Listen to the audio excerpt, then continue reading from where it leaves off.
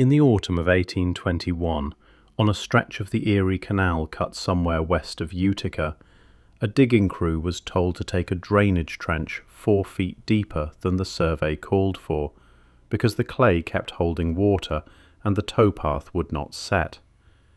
It was slow, filthy work, done by hand with pick and barrow under a low grey sky, and the man swinging the pick that afternoon, call him Amos Whitcomb, felt the iron head go through something that was not clay and was not stone.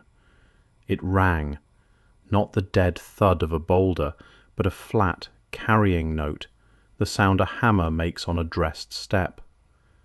He got down on his knees in the cold water at the bottom of the trench and cleared the muck away with his bare hands, and found, 8 feet below a New York cornfield, a floor.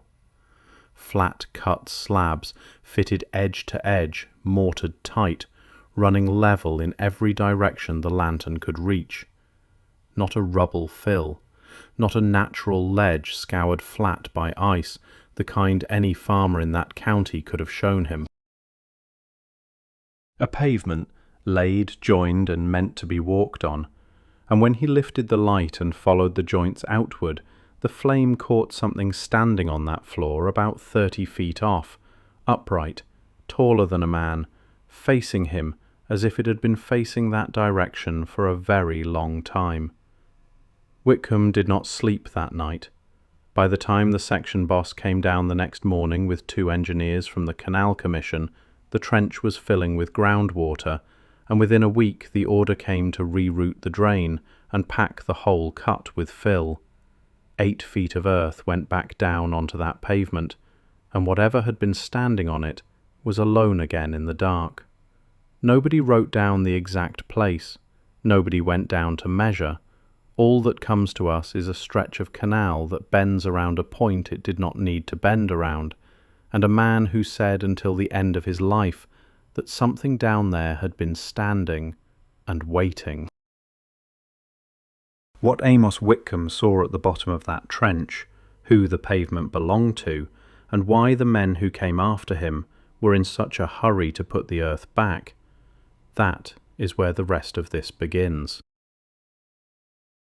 Before you decide Whitcomb was a liar or a drunk, look at the ground the canal actually ran through, because it changes what is plausible. The Erie Canal was cut for 360 miles straight across the middle of New York State, and the middle of New York State was not empty wilderness that white settlers had walked into first. It was some of the most heavily built earthwork country in eastern North America. For 2,000 years before the canal, the people we now file under names like Adena, Hopewell, and later the ancestors of the Iroquois, had raised mounds, embankments, ditches, and geometric enclosures across the whole Ohio and upper New York region. Walls of packed earth laid out in circles and squares so precise that surveyors in the 1800s assumed a lost race had built them, because they could not believe the ancestors of the people living there had. That assumption was wrong and racist, and it did real damage. But the earthworks themselves were absolutely real, and they were everywhere. Farmers ploughed through them season after season and cursed the stones that dulled their blades. Road crews cut through them and used the fill for grade. Whole embankments that had stood for 1,000 years were levelled for a barn foundation and never recorded. Western New York in particular was so thick with old ditched enclosures that early surveyors gave them a name. They called the whole class of them the works of the mound builders, and drew them onto county atlases as landmarks. And the diggers of the Erie Canal, dragging a 40-foot channel across the exact latitude where these constructions were densest, went through more buried human landscape than any single project in American history to that point. So when a canal crew hit fitted stone 8 feet down, the honest reaction is not that it is impossible. The honest reaction is that of course they hit things. The only real question is what, and every time the answer might have been extraordinary, The schedule did not allow anyone to stop and find out. The canal had to move west by a set number of feet per day, and a pavement in a drainage trench was, to the men holding the contract, nothing but a delay. Here is the part that keeps me up, and I want to be careful with it because it is the strongest thread and the easiest to overstate. Amos Whitcomb, in this telling, was not a man who saw one strange thing once. He was a man who went back. Years after the canal was finished and the boats were running, and the whole valley had turned its attention to freight and tolls, he came back to that stretch on his own, an older man now, with a spade and a boy he had hired to help him dig. He remembered the bend in the finished canal. He remembered how far west of the stone aqueduct it sat, and which side of the towpath, and the way the land dipped there toward the old drainage line. And he put a shaft down through the fill, at night, on land that now belonged to somebody else, trying to reach a floor he had stood over exactly once, 20 years before. The boy he hired later told the story to a county historian who was collecting old settlers' recollections, one of those local men who filled ledgers with the memories of the dying generation, and that ledger is the only reason any version of this survives at all, a second-hand account of a night dig written down decades after the fact by a man recording what an old farmhand remembered from his boyhood. According to the boy, they got down about 6 feet before the walls of the shaft started weeping water, and Whitcomb worked in that hole by lantern with the mud coming in around his boots, saying almost nothing, until the spade struck flat stone, not a rock, a face, cut and level. The boy said the old man went completely still. He set the lantern down on the wet stone, where its flame threw a long, trembling shadow up the mud wall of the shaft, and he put his hand flat on the slab, the way you would put a hand on the flank of an animal to see if it is still breathing. And he stayed like that long enough that the boy got frightened and climbed out on the knotted rope they had rigged. When he looked back down over the lip of the shaft, the lantern was guttering low, and the water was past the old man's wrists, and Whitcomb was still kneeling on the pavement with his hand on the stone, in the dark, his head bowed, listening to something the boy could not hear.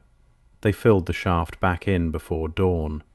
Whitcomb never dug there again, and he was dead within 2 years. To understand why a grown man would dig at night for a floor nobody else believed in, you have to understand what these earthworks actually were, because they were not random piles. The largest of them are aligned. In Ohio, the Newark earthworks, real, still partly standing, and you can visit them, enclose an area you could lose a small town inside, and their walls are laid out to track the rising and setting points of the moon across an 18.5-year cycle, a rhythm so slow that no single person building the walls could have watched a full turn of it in a working lifetime. That means the knowledge was handed down. It means somebody kept count across generations. It means these were not just burial heaps or forts, whatever the settlers assumed. They were instruments, built into the land at a scale you can only really read from above, by a people organizing hundreds of laborers around a sky they had been watching for centuries. The Great Circle at Newark is over 1,000 feet across. The octagon joined to it could hold 4 of the largest cathedrals in Europe inside its walls, and the whole enormous figure is tilted deliberately off the cardinal directions by exactly the amount you need to catch the moon at the far end of its long wandering. That is not instinct, that is arithmetic, done in the dirt, by hand, over lifetimes. And here is the thing that matters for our story. A culture that precise, that patient, that willing to move Earth by the ton to mark a line on the horizon, is exactly the kind of culture that might set a stone upright on a paved floor and orient it to face one direction, and mean it. So the image of a standing stone at the bottom of a canal trench in this part of the country is not a fantasy pulled from nowhere. It is a fantasy pulled from the exact place where the real thing would be if the real thing were there. A stone set upright on a level floor aimed with intent is not an anomaly against that background. It is that background, shrunk down to a single object. Which brings us back to the question of what, specifically, Whitcomb said it was facing.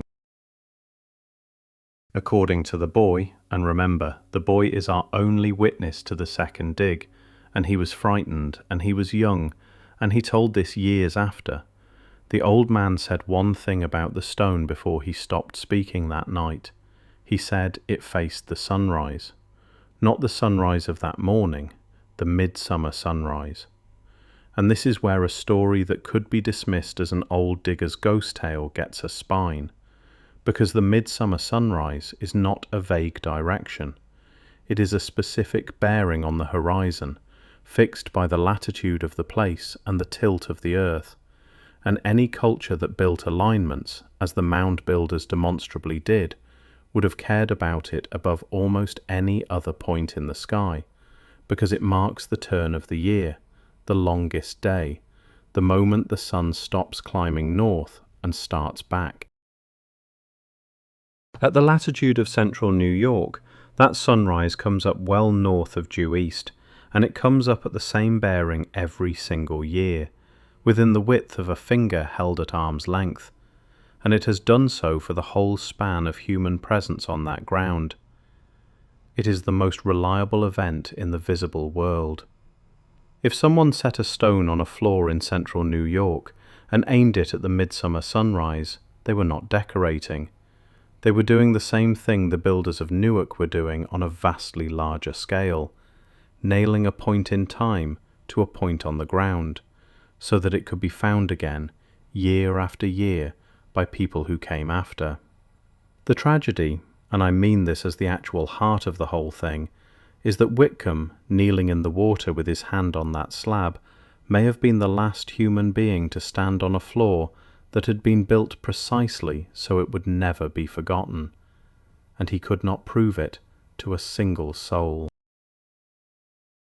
Because by the time he found it the second time, he had no way to bring anyone else down before the water took the shaft.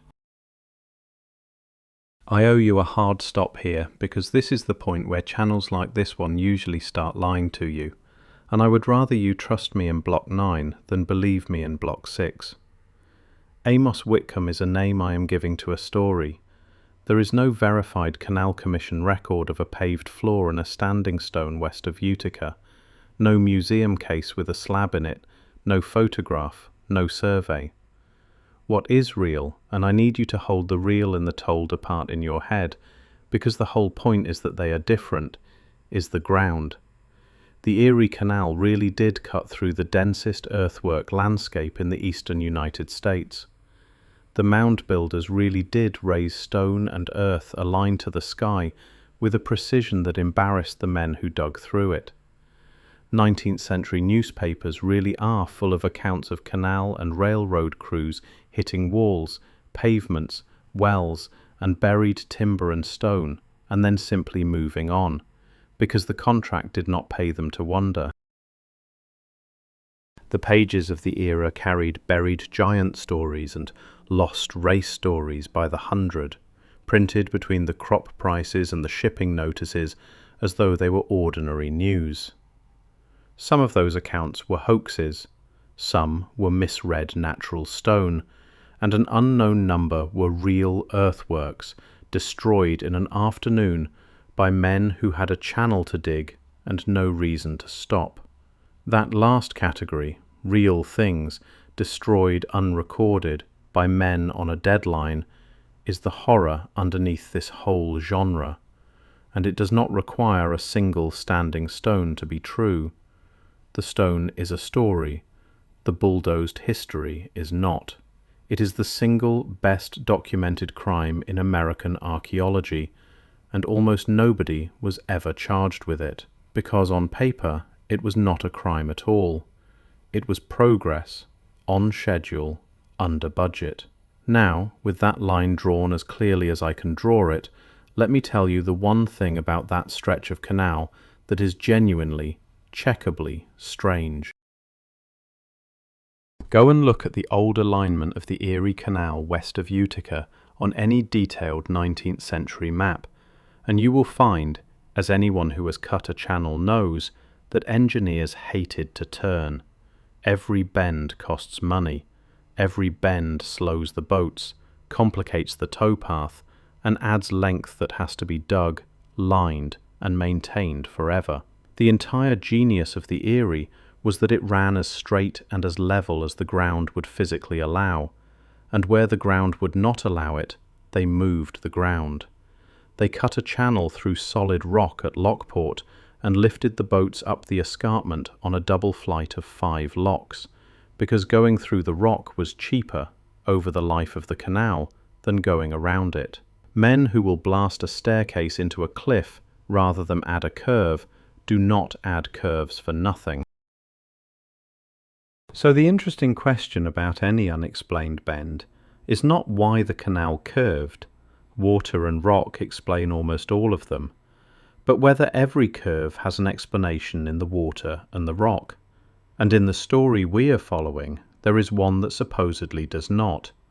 A short dogleg with no river to avoid, no ridge to skirt, no quarry, no swamp on the old soil maps. A bend that costs money and buys, on paper, nothing. In the telling, that is the bend they cut when they rerouted the drain around the floor. Now I want to be honest about what that is worth. A single unexplained curve on an old map is not proof of a buried pavement. Canals bend for 100 boring reasons that never made it into the record. A landowner who would not sell, a paymaster's shortcut, a foreman's mistake. But it is the kind of small, physical, checkable thing that separates a story you can feel from a story you can follow. And it means that this one, unlike most, leaves something on the actual ground for you to go and stand next to. Suppose it is all true.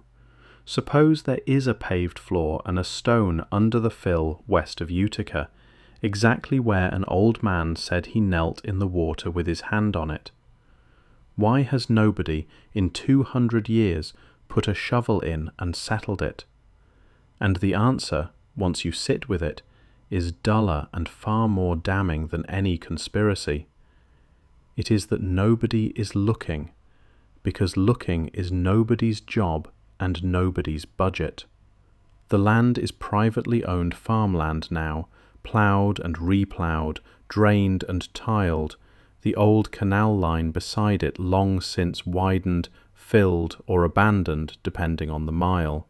Digging it requires the owner's permission, an archaeological permit, ground-penetrating radar, a crew and money, and there is no institution on earth whose mission is to chase down a 19th century labourer's deathbed story about a stone.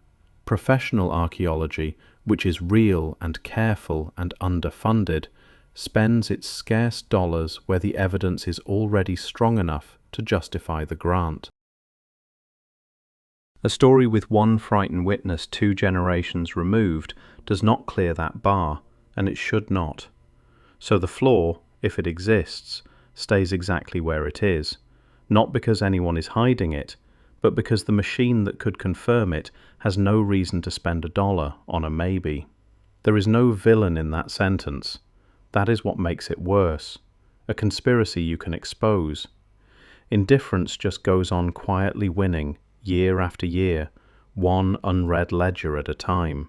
That is the quiet tragedy running under every episode of this whole genre. It is not that the truth is guarded, it is that the truth is cheap to bury and expensive to check, and the earth is patient, and we are not curious enough to pay. If that makes you angry, good. Comment, share this, send it to somebody who owns a shovel and a sense of wonder. The algorithm decides what gets seen, the ground keeps its own counsel, but people, in the end, decide what gets dug. Go back to the trench one last time in 1821, before any of the doubt, when it was just a cold afternoon and a tired man and a pick that rang against something it should not have. Whatever you believe about the second dig, the boy, the bend on the map, strip all of it away, and you are left with one image that this country has produced over and over and then looked away from. A working man up to his boots in mud, holding a lantern over a fitted stone floor that he did not build and cannot explain, in a place his own people had been told was empty. That image is real, whether or not this particular stone ever existed, because it happened up and down the Erie, up and down the railroads, up and down every cut and quarry and foundation trench dug across a continent that was never as empty as the men digging it were told. Somebody was here before. They built things, level and aligned and meant to last, oriented to a sky they had counted for 1,000 years, and then a channel had to go through by Thursday, and the earth went back down over the top, and the boats ran west loaded with wheat and lumber and stone, and nobody wrote the place down, because writing it down was not in the contract, and wonder does not move freight. Amos Whitcomb kneeling in the rising water with his hand flat on a cold slab is a story. But the thing the story is about, a whole built world pressed back under the ground because stopping to look at it did not pay, that is the most documented fact in this entire film. The floor is still down there, if it is down there at all. The bend is still on the map, and the sunrise the stone was said to face still comes up over that cornfield every midsummer, right on the bearing it always did, indifferent to us, exactly on time, whether or not there is anything left below to rise for it.